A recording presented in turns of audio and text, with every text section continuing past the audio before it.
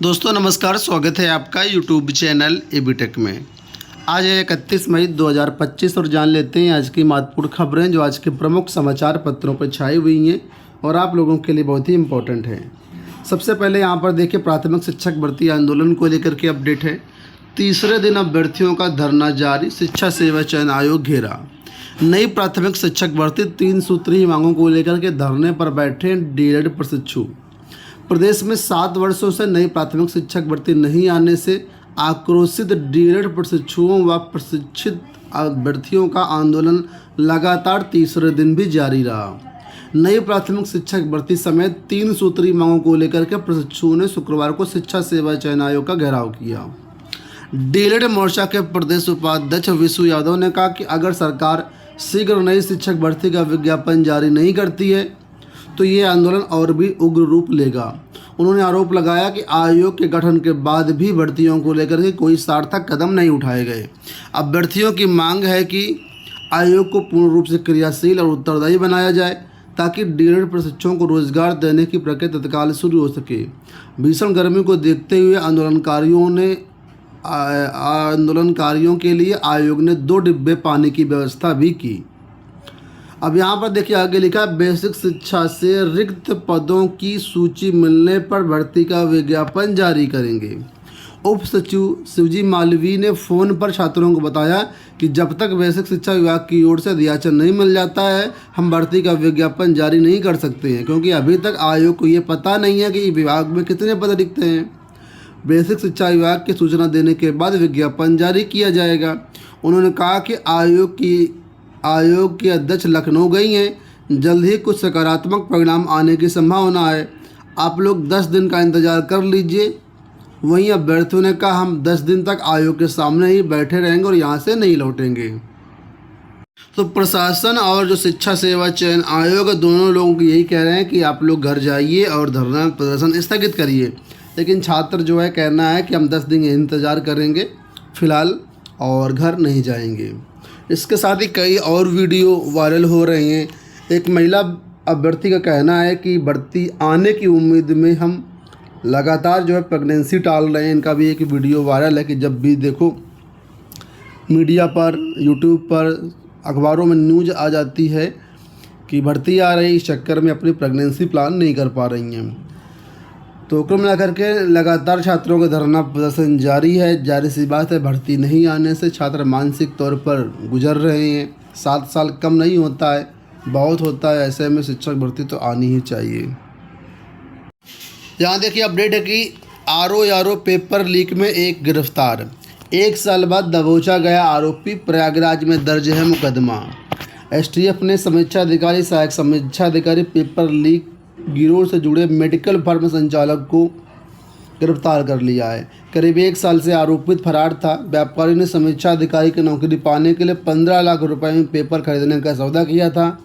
इसके बाद परीक्षा में भी शामिल हुआ। इस बीच पेपर लीक होने का मुकदमा 2 मार्च 2024 को प्रयागराज के सिविल लाइन थाने में दर्ज कराया गया। करीब 24 आरोपितों को गिरफ्तार किया जा चुका है। तो लगातार जो भी इसमें आरोपी है उनको गिरफ्तार किया जा रहा है। 1 साल बाद एक फिर से आरोपी को गिरफ्तार किया गया है।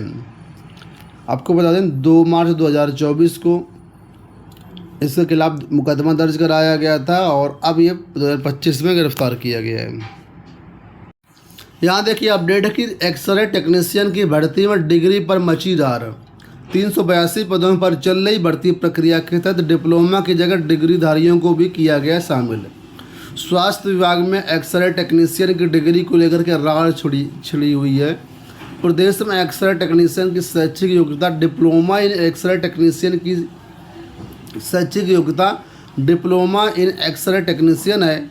इसके बाद भी इस पद पर कई ऐसे लोगों की भर्ती कर ली गई जिनकी योग्यता डिग्री इन रेडियोग्राफी है। उत्तर प्रदेश अधीन सेवा चयन आयोग की ओर से जारी एक्सरे टेक्नीशियन के विज्ञापन में शैक्षिक योग्यता डिप्लोमा इन एक्सरे टेक्नीशियन या समकक्ष रखा गया।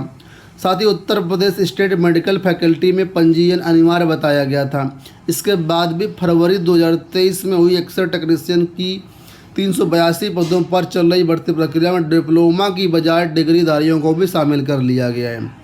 इस मामले में एक अभ्यर्थी प्रवीण कुमार मौर्य ने मुख्यमंत्री, उप मुख्यमंत्री और प्रमुख सचिव को शिकायती पत्र भेजा है। इस मामले की जांच कराने और गलत तरीके से नियुक्ति करने वालों के खिलाफ कार्रवाई की मांग की गई है। हालांकि पूरे प्रकरण में स्वास्थ्य विभाग के अधिकारी कुछ भी बोलने को तैयार नहीं है, वे जांच कराने की मांग कर रहे हैं। तो कुल मिलाकर के जो क्वालिफिकेशन नोटिफिकेशन में बताई गई थी उससे इतर अभ्यर्थियों का चयन किया गया। इसी मामले को लेकर के यहाँ पर जो है बवाल मचा हुआ है और कंप्लेन की गई कि इस भर्ती की जांच कराई जाए। आज से प्रदेश के 169 केंद्रों पर शुरू होगी मुक्त विश्वविद्यालय की परीक्षा। प्रदेश के 169 परीक्षा केंद्रों पर शनिवार से उत्तर प्रदेश राजेश टंडन मुक्त विश्वविद्यालय की जून 2025 की परीक्षाएं शुरू हो रही हैं।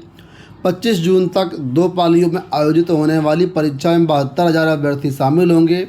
वहीं 6 जिला एवं केंद्रीय कारागार भी परीक्षा केंद्र बनाए गए हैं। प्रयागराज क्षेत्र में सर्वाधिक और बरेली क्षेत्र में सबसे कम परीक्षा केंद्र बने हैं। तो जो भी अभ्यर्थी मुक्त विश्वविद्यालय की परीक्षा में शामिल होने जा रहे हैं उनको शुभकामनाएं। आपकी परीक्षाएं आज से प्रदेश भर में शुरू हो रही हैं। यहाँ देखिए अपडेट के इलाहाबाद विश्वविद्यालय में कॉलेजों में कम होंगी पीएचडी की सीटें। इलाहाबाद विश्वविद्यालय और कॉलेजों में पीएचडी की सीटें कम हो जाएंगी। यूजीसी के नए नियमों के अनुसार पीएचडी की सीटों की संख्या कम की जाएगी। इससे शोध करने वाले छात्र छात्राओं की संख्या पर असर पड़ेगा। यूजीसी रेगुलेशन 2022 के तहत असिस्टेंट प्रोफेसर अधिकतम 4, एसोसिएट प्रोफेसर 6 और प्रोफेसर 8 विद्यार्थियों को शोध करा सकेंगे। नीट पीजी परीक्षा को लेकर के अपडेट है कि एक ही पाली में कराई जाएगी परीक्षा। सुप्रीम कोर्ट ने शुक्रवार को राष्ट्रीय परीक्षा बोर्ड यानी एनबीई को स्नातकोत्तर चिकित्सा पाठ्यक्रमों के लिए राष्ट्रीय पात्रता से प्रवेश परीक्षा यानी नीट पीजी 2025 एक पाली में कराने का निर्णय लिया है। जस्टिस विक्रमनाथ, संजय कुमार और एनवी अंजारिया की पीठ ने एनबीई के अधिकारियों को एक ही पाली में परीक्षा आयोजित करने के लिए समुचित व्यवस्था करने का निर्देश दिया है। दोस्तों ये हो गई आज की सारी सूचनाएं। इस वीडियो में इतना ही। धन्यवाद।